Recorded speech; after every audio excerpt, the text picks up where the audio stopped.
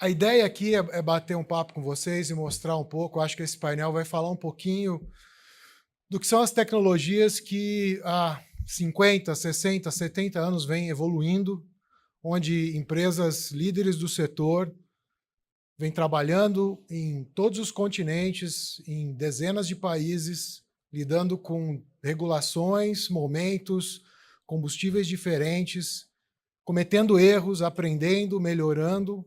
E hoje a gente tem um cardápio comprovado e super abrangente que começa desde da qualidade da combustão do combustível, né? A estrutura da caldeira que gera o vapor na qualidade que precisa ser entregue a uma turbina que vai gerar energia, e todo o sistema de limpeza de gases que garante o atendimento, eu vou dizer, em excesso das normas ambientais em todos os países onde a gente está presente. Então, se você tem aí um limite de 100, a gente chega nos 70, nos 80, nos 60, e isso com muita tranquilidade depois de todo o estudo que é feito prévio ao projeto. Bom, eu tinha alguns slides que eu tirei porque tinha a ver com o que já foi falado aqui em relação a projetos e viabilidade e porquê. Eu acho que isso já foi bastante, vem sendo bem discutido. Então, a ideia aqui é já entrar nas tecnologias, mas, de qualquer forma, o que faz acontecer esses projetos? Eu acho que, como a gente já até bateu um papo ontem no painel, projetos de recuperação energética, eles não são um padrão, uma receita de bolo para todas as cidades, em todos os países. A gente precisa reunir as condições necessárias, estruturais e financeiras, para que aquilo ocorra. Existem outras tecnologias que vão atender às necessidades de comunidades menores, né? Eu acho que nós precisamos ter isso bem claro, porque nós não estamos trazendo aqui a bala de prata para resolver o problema. Mas para grandes concentrações metropolitanas, para onde você tem geração de lixo, essa é a oportunidade para você reduzir o volume do resíduo que está sendo depositado, numa escala industrial. Então, eu não estou aqui para apresentar a solução da lavoura, né? Mas sem dúvida nenhuma, uma opção onde você vai reduzir de 95% o volume de resíduos que é enviado aos aterros, onde você vai poder aumentar a conscientização da comunidade a respeito do gerenciamento de resíduos, onde você vai aproveitar os materiais, e tem alguns números para mostrar para vocês, reciclagem de metais ferrosos e não ferrosos, geração de receita, enfim. E, sem esquecer, né, reduzir dramaticamente a emissão de metano, que, por mais que um aterro sanitário, por exemplo, seja uma solução viável, a gente não pode, de maneira alguma, defender que não tenha geração de metano. Pode ter lá motores de biogás, tudo isso ajuda, mas é uma mitigação. O próprio motor permite vazamento de gás metano dentro dos seus sistemas de combustão e tudo. Então, é a transparência. Eu acho que a solução está lá, mas se a gente quer reduzir emissão de gás metano e a emissão desses gases que o aterro sanitário traz, não tem muito o que fazer, tá? Desculpa, a verdade é essa. Para cada tonelada de resíduo sólido urbano processado numa unidade de recuperação energética, numa caldeira, as emissões de gases de efeito estufa são reduzidas em aproximadamente 1 tonelada. Então, é algo para ser realmente considerado. O metano tem 84 vezes o potencial de aquecimento global, etc. Vou passar rapidamente aqui para a gente falar de tecnologias. Os benefícios, a gente já falou bastante, reduz o custo dos aterros, faz uso benéfico das cinzas, contribui para a venda de energia, vapor e água quente, onde se precisa, cria oportunidades de empregos locais, você tem até a geração dependendo do tamanho da usina, de 1.000 empregos entre a fase de design e construção durante aqueles 4, 5 anos do ciclo do projeto. Então, mais uma geração de receita para a comunidade durante todo o período de construção da usina. Saúde e meio ambiente, vocês já ouviram bastante. Energia também, a gente já escutou bastante. Eu vou pular daqui. Bom, E tecnologia da Babcock. Eu ontem falei várias vezes o número de 500 instalações, mas acho que as vendas estão boas e eu não me dei conta. A gente já tem uma atualização de 650 instalações ao redor do mundo, em 30 continentes. Né? A Babcock desenvolve a tecnologia, como eu falei no início, nós somos especialistas na combustão, geração de vapor e controle de emissões. E aí todos os auxiliares que vêm em volta. Então, o sistema de coleta de cinzas, o sistema de limpeza das caldeiras, tudo isso faz parte do nosso portfólio. Um portfólio que começou há mais de 150 anos a ser desenvolvido, né, lá em Ohio. A Babcock é uma empresa americana e que hoje está presente em vários países no mundo, com vários negócios, sendo que o nosso centro de desenvolvimento de tecnologia para recuperação energética de resíduos fica na Dinamarca. Então, para vocês terem uma ideia, não sei se dá para todo mundo ver aqui, mas a primeira planta de waste to energy usando na nossa tecnologia vem lá de 1931.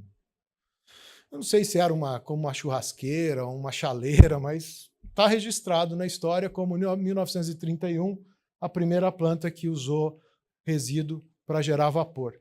E com isso as coisas foram evoluindo. Nos anos 2000, a Babcock & Wilcox comprou a Volund, essa empresa da Dinamarca, uma empresa 100% da Babcock, e aí você une as abordagens, o estilo americano com o estilo europeu. Eles sempre foram especialistas nisso, a Europa tem essa mentalidade há muito tempo. Em 2001, a gente integrou a tecnologia, o design da Dynagrade, que é a grelha, é o coração nós vamos ver mais adiante, é o coração da caldeira, de onde se extrai a energia para fazer a transformação térmica. E em 2010, houve a aquisição de uma outra empresa europeia, enriquecendo o nosso portfólio de controle de emissões. O nosso diferencial é isso, é história, é aperfeiçoamento, você está presente em projetos inovadores, em projetos grandes, em diversos países, onde você foi obrigado a se desenvolver, outras tecnologias ou melhorar o que você tinha para atender às legislações e entregar o que promete, quando promete.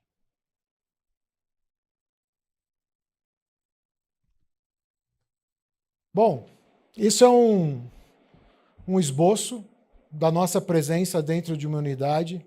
A Babcock & Wilcox ela não constrói a usina, tá? A gente sempre se associa a um EPCista, a uma empresa de engenharia que vai fazer o desenho, vai fazer a construção civil, vai fazer a montagem, e nós fornecemos o material, fornecemos o desenho de tudo isso, os equipamentos, e supervisionamos, acompanhamos a montagem e o comissionamento da planta, dando as garantias necessárias. Tá? Mas desde o recebimento ali, o recebimento da... Acho que voltou. Desde o recebimento do combustível, a entrada a alimentação da caldeira, todo o ciclo térmico ali dentro, até a saída na chaminé, nós participamos, fornecemos os sistemas de resfriamento seco ou a água, né? As torres de resfriamento também fazem parte do nosso portfólio para que a caldeira siga funcionando.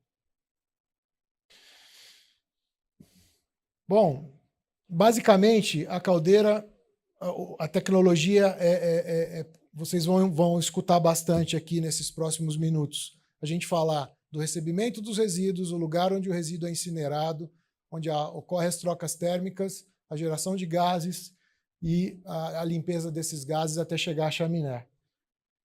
É onde a gente atua. Tá? Então, ali você tem alguns exemplos, eu tenho vários slides aqui que vou passar rápido, vocês vão ter acesso a essa apresentação, tá? Então, a ideia é realmente bater um papo e não atrasar mais o tempo. Esse é o nosso, vou dizer assim, o nosso carro-chefe em termos de tecnologia. É um design de grelha, é onde você precisa ter uma logística interna, um tempo de residência.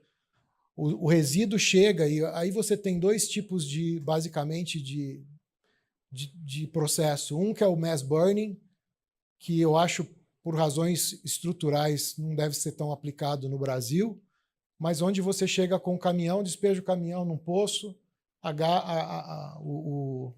garra vem, né, a grua vem, pega aquilo e joga dentro da caldeira. Não tem pré-seleção, ninguém olha nada. O caminhão chega, joga aquilo ali, vai para a caldeira, é reciclado o que sobrar lá no final. Existe o sistema onde você tem um pré-tratamento, onde você tem uma classificação, né, que às vezes a gente pode chamar de CDR, ou simplesmente você tem essa separação prévia para depois o que sobrar disso vai para dentro da caldeira. De qualquer forma, você não tem um formato, você não tem granulometria, você não tem um shape padrão.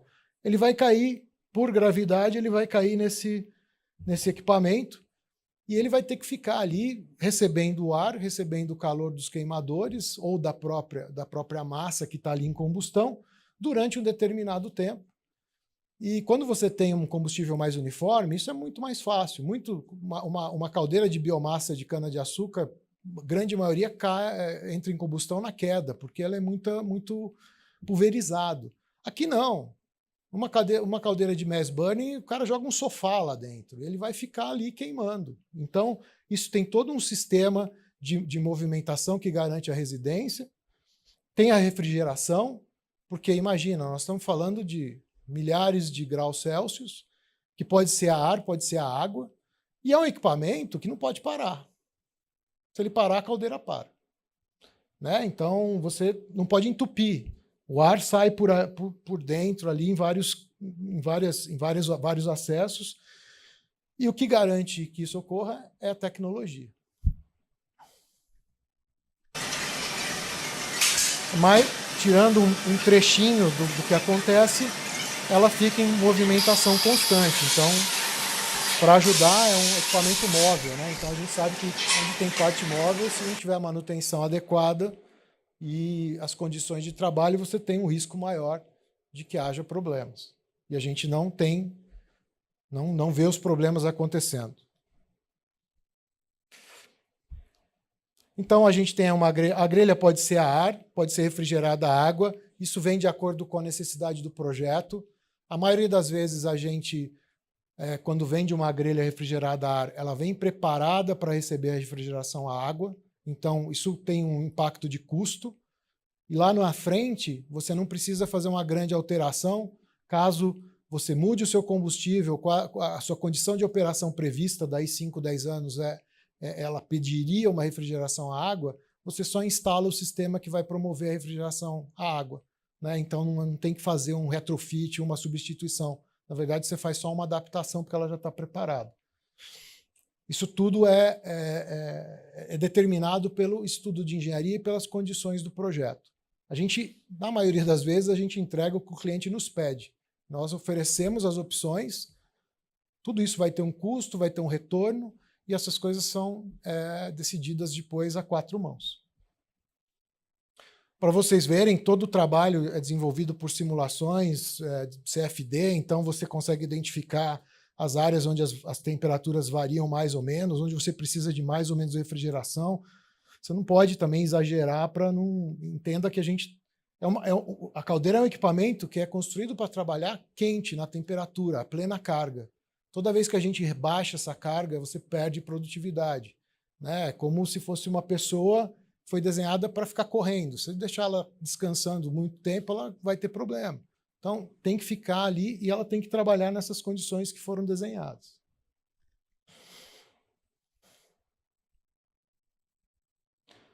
Há um monitoramento frequente do que acontece dentro da zona de combustão, né? com câmeras, com termopares, com sistemas que orientam todo o sistema de insuflação, a atuação ou não dos queimadores. Tudo isso está sendo monitorado. Então, vocês ouviram muito falar aqui, isso é uma tecnologia cara, uma caldeira. Não. Ele tem seu custo, ele tem seu valor, porque isso determina a durabilidade e eficiência do processo. Né? Então, não a ideia de lidar com a variabilidade que um resíduo urbano traz demanda esse tipo de ferramenta. Senão você vai ter uma caldeira que vai trabalhar um mês, algumas semanas, e vai virar uma fábrica de pedra. Vai formar pedra lá dentro, você vai ter que parar, usar dinamite. Ninguém quer isso. Então, efetivamente, alguns... eu gosto de comparar com carro, né? Porque todo mundo é muito brasileiro, adora, sabe, entende de carro.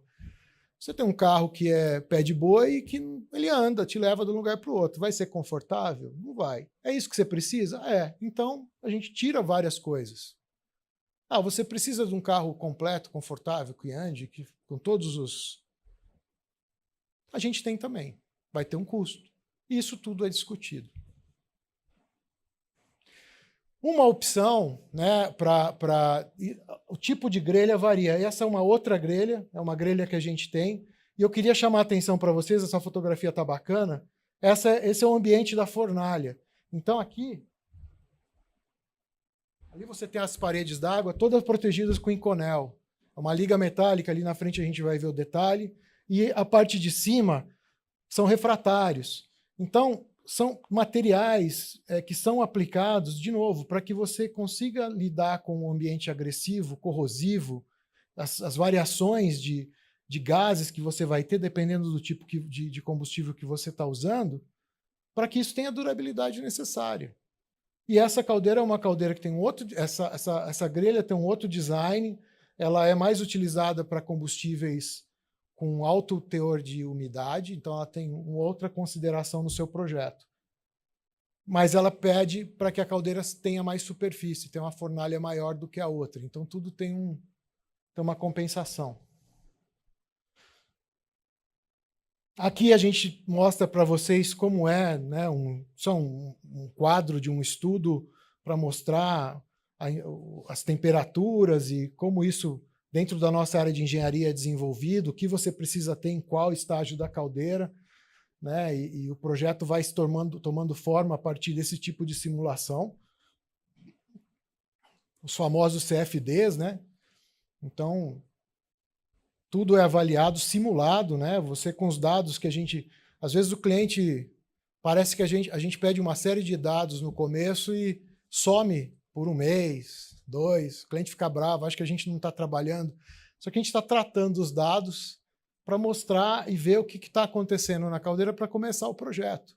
E assim é daí, desse tipo de simulação, que a tecnologia nos permite hoje, é que você vai ter o melhor design. Dentro da caldeira, o pessoal falou muito de saúde pública, né? É uma coisa que eu falo desde o começo. O projeto de recuperação energética, por acaso, gera energia. Por acaso. Ele é o produto que vai, em grande parte, viabilizar. Mas ele é um projeto onde você, através dessas fases da combustão que ocorrem na grelha, vai eliminar todos os contaminantes, bactérias, os bichinhos que fazem mal à saúde, e você vai ter um material inerte no final. Você não vai ter nada enterrado, não vai ter nada perto da tua casa, no ar. É um cardápio completo de queima, né? Seca, pega fogo, entra em pirólise, gaseifica, faz todo tipo de combustão. E lá no final você tem a cinza. E aí não tem como você ter um contaminante que faça mal à saúde. Aqui, dentro ainda do sistema de combustão, você tem o cuidado para onde você vai injetar ar, onde você vai resfriar, o que você precisa em termos de proteção cerâmica ou térmica. Né? Você tem que isolar, mas você não pode também isolar muito, porque afinal você quer que o calor passe pela parede dos tubos e transforme a água em vapor. Então, tudo isso tem que ter aplicação ideal. Ah, mas... Além disso, você tem que ter um sistema de turbilhonamento ali dentro que otimize o ar. As chamas vão ficar ali dentro e com isso você otimiza a combustão do material através da insuflação correta. Algumas áreas da caldeira são refrigeradas a água. Proteção de Inconel. Então você tem diversos... É uma liga, basicamente, que é aplicada como uma solda através de equipamento especial, e você reveste os tubos por inteiro. Isso dá trabalho, gente, vocês não fazem ideia. É tubo a tubo. Depois você solda um tubo no outro com o Inconel. E isso tem que ter manutenção anual, porque há o desgaste. Só que aí você vai aplicando de acordo com o desgaste, né? 1 micron, 2 microns, todo ano, se você quiser ter uma manutenção preventiva adequada, para evitar o vazamento. Sistema de alimentação de combustível, sistemas de descarregamento. Então, isso aqui é uma foto da área de cinzas após a queima do mass burning. Então, vocês podem ver, a quantidade de metal é a que prevalece, que se destaca. Né? Você tem uma série, tem muita coisa ali, mas o que sai mesmo, o que se destaca em grandes formatos é o metal. E é o que sobra.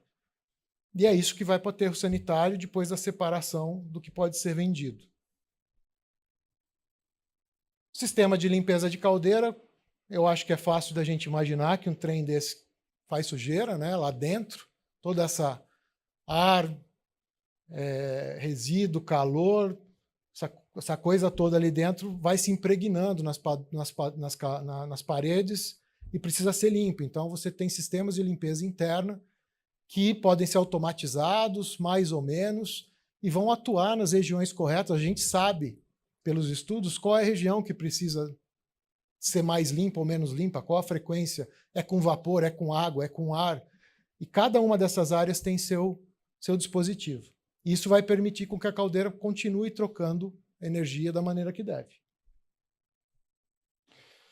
Aqui é todo, né, acho que eu não sou mineiro, mas é todo trem de limpeza de gases. Então, cada país, cada região vai ter o seu...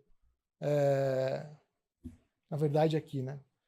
Vai ter o seu sistema, a sua regulação. Tem países que já pedem para você tirar o mercúrio, que limitam ou monitoram o chumbo. Tem países que olham muito o enxofre e o nitrito, o NOx, enfim. Tudo isso a gente coleta de informação. A partir do estudo da composição dos gases, a gente tem condição de saber qual vai ser a emissão e vai propor no design do projeto qual é a melhor configuração para que você atenda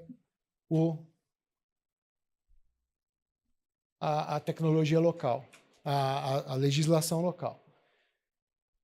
Como uma parte acessória muito importante, nós também, desde 2015, somos proprietários de uma empresa que teve sua origem na Itália, que tem design e fornece tecnologias de torres de resfriamento. Tanto resfriamento à água. Então, muitas daquelas estruturas que às vezes vocês veem chegando perto de uma planta industrial grande ou de uma termoelétrica, você vê aquele monte de, não a chaminé, mas vê aquela fumaça branca saindo, que na verdade é vapor d'água. Aquilo é uma torre de resfriamento à água, né, que ela recircula, resfria e devolve para o sistema a água sendo utilizada na caldeira. Hoje há uma tendência dos novos projetos a considerarem a tecnologia sem água, que na verdade usa ventiladores gigantescos, porque há uma incerteza, né? Como a gente está falando de projetos que estão aqui para durar de 20, 30 anos, se vai ter água e quanto essa água vai custar daqui a 10 anos naquele local.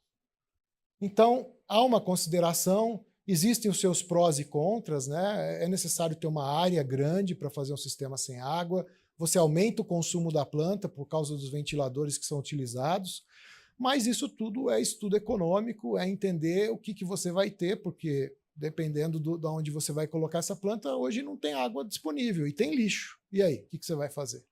Né? Então é uma decisão gerencial a partir das opções dadas e das condições onde você vai ter o projeto.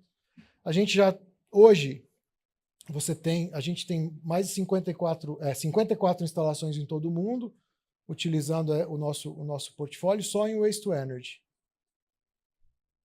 E existem sistemas híbridos, tá? Que você pode ter um pouquinho dos dois. Depois que a gente vende, a gente proporciona toda a assistência técnica, fornecimento de partes, enfim, o normal de como deve ser, o relacionamento continua durante todo o tempo que o cliente achar que deve. Nós estaremos à disposição. A Babcock também fornece e tem experiência em operação e manutenção das plantas.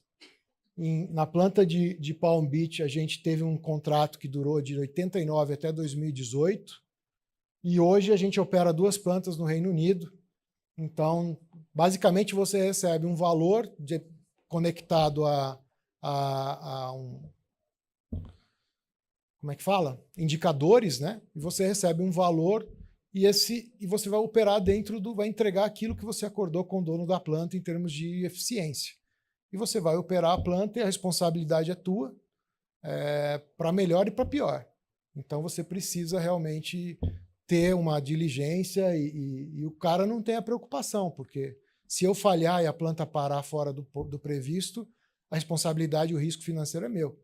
Então isso tudo tem os seus valores a serem considerados e a gente vem fazendo isso há algum tempo. É isso que eu queria. Então, de 2005 a 2021, nós instalamos essas plantas na Europa apenas. Hoje são quase 12 mil toneladas por dia na Europa, muito na área da Escandinávia, muito na área do Reino Unido. A Hitachi é fominha, ela vai para o outro lado, pega tudo, entendeu?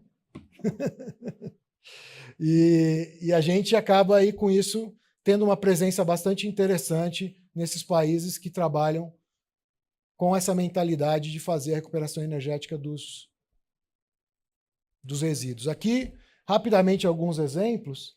Então, esse é o nosso cartão postal hoje, pela característica da arquitetônica dela, que está localizada basicamente no centro de Copenhague e que foi concebida para ser um centro de lazer, além de ser uma unidade de processamento de resíduos.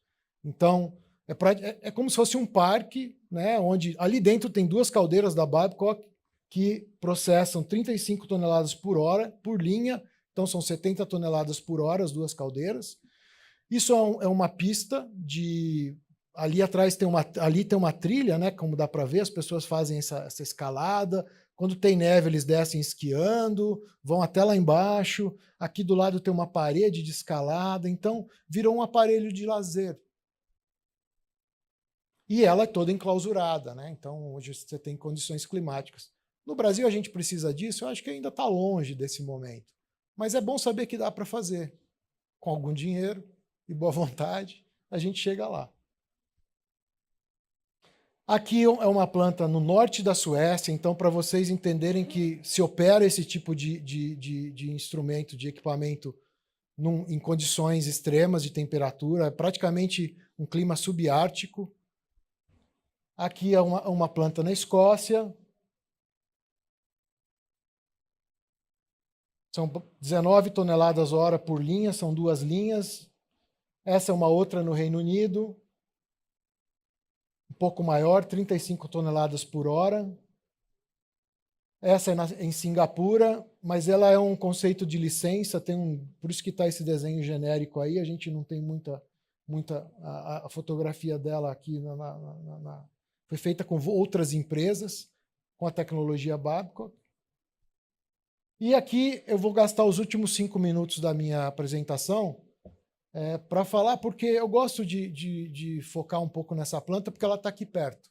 Eu já levei vários clientes, inclusive um pessoal da associação teve em outubro lá com a gente, fica pertinho de Miami. Nós a operamos até 2018 e temos um ótimo relacionamento com os proprietários.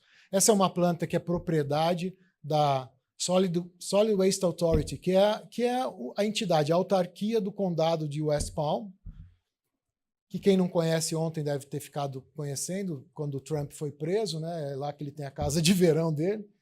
E é uma planta que está localizada dentro de um complexo onde eles tratam diversos tipos de resíduos. Essa unidade, que é parte da fase 2, possui 3 caldeiras Babcock de 1.000 toneladas cada uma. Ela tem uma unidade 1, que foi comissionada em 89, e nós fizemos o retrofit dela em 2005, se eu não me engano. Então, são 5.000 toneladas por dia em um mesmo site que ela recebe ao redor de 19 cidades do condado de Palm Beach. Eu estava lá em dezembro com o pessoal da Jamaica, que está vendo projetos, tinha uma fila de caminhão, e é tudo mass burning. Bom, essas unidades são mass burning, as unidades mais antigas têm todo o sistema de pré-classificação e separação de reciclados. Aí, quando eles foram discutir a ampliação, foi feita uma audiência pública, perguntaram para a comunidade, vocês querem expandir o aterro, um aterro novo, ou querem expandir a planta? E por unanimidade a população escolheu expandir a planta. Então, é uma planta que é o estado da arte em várias tecnologias, ela não usa água, por exemplo, no sistema de arrefecimento, ela tem o sistema mais completo de tratamento de gases, ela é controlada online pelo EPA, que é a unidade, é o órgão ambiental americano, e nunca teve problema. Na verdade, a gente está em média 25%, 30% abaixo dos limites em todos os indicadores. É uma planta que é sustentada pela venda de energia, ela tem 150 megawatts instalados, ela é sustentada pelo pagamento anual de taxas do condado, então a autoridade, a autarquia tem autoridade para emitir uma conta de resíduos para a população, que paga, até ano passado, eram $128 por família por ano. $128 por família de 4 pessoas por ano. Ninguém reclama. Então, você recebe a conta, como você recebe a conta de energia, a conta de água, você recebe a conta do lixo. E isso, junto com a venda de energia e junto com a venda dos recicláveis, sustenta essa usina. Que não é uma usina, como ela é propriedade da prefeitura, vamos chamar assim, ela não visa lucro, né? Então, existe aí um modelo econômico a ser olhado com esse detalhe. Mas, assim, ela foi viabilizada. Eu não vou ler tudo isso aqui, mas, basicamente, são 33 mil toneladas de metal recuperadas anualmente. Foram 1.000 empregos gerados na época de construção.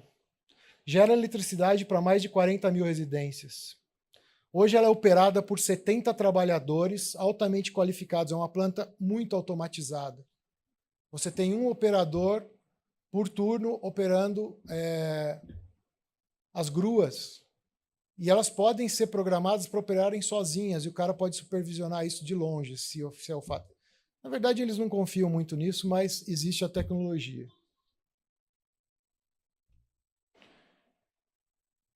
Falta só mais um slide. São 2.190 toneladas por mês de metais ferrosos que são recuperados. 56% de economia de energia na reciclagem do aço versus o minério virgem. Cada tonelada de aço reciclado economiza 1.500 libras de carvão ou 120 libras de calcário, então, vezes 2 em quilos. 157 toneladas mês de metais não ferrosos pós-combustão recuperadas. E é isso. Eu tenho um paper dessa usina que tem todos os números, é tudo informação pública, porque eles são uma unidade pública no site da SWA. E eu fico à disposição depois para perguntas, e quem tiver interesse também em bater um papo mais detalhado, a gente está por aí. Obrigado.